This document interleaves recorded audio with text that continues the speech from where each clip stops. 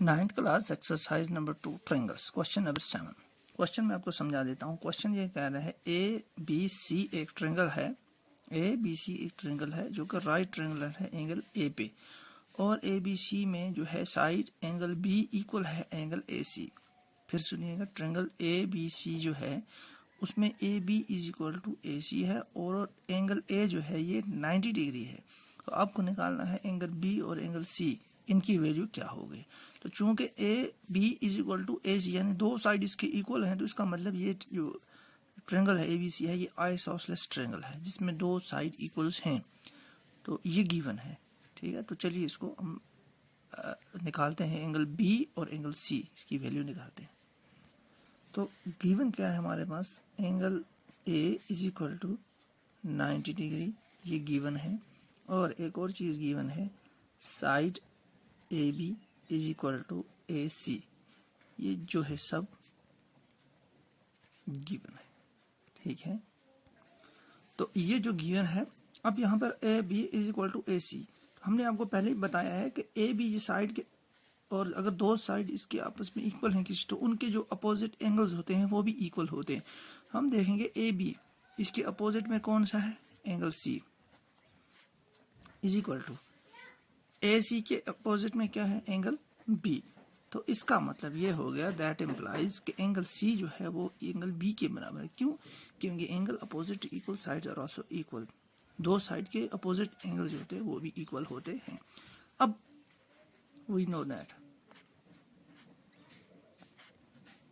हम क्या जानते हैं, angle A plus angle B plus angle C is equal to कितना होगा, 180। क्यों? एंगल सम प्रॉपर्टी,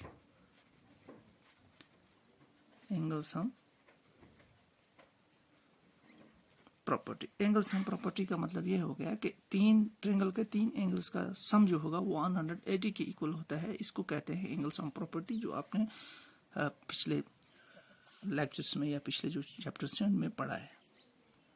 तो अब देखते हैं एंगल ए। एंगल ए की वैल्यू क्या थी, 90 डिग्री गिवन है पीछे, प्लस देखिए angle B plus angle C.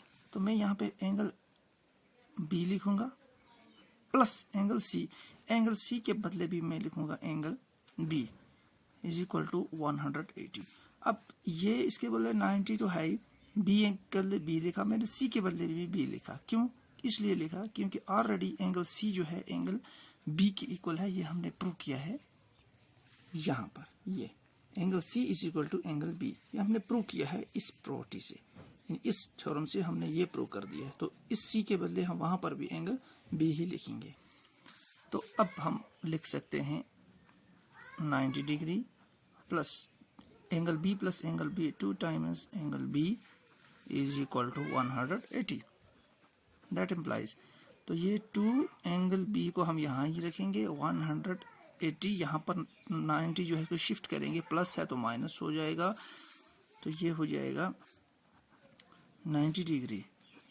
That implies, अब तो यहाँ पर 2 एंगल बी जो है 90 डिग्री, अब 2 को शिफ्ट करेंगे तो यहाँ बचेगा angle B is equal to 90 divided by, ये यहाँ पर मल्टीपल में है ये, तो यहाँ डिनोमिनेटर में आ जाएगा। तो इसको जब हम कट करेंगे तो ये हो जाएगा 45 degree. Therefore angle B is equal to 45 degree और एंगल सी बी जो होगा वो क्या होगा, 45 डिग्री। क्यों? क्योंकि बी और सी दोनों क्या हैं, आपस में इक्वल हुए।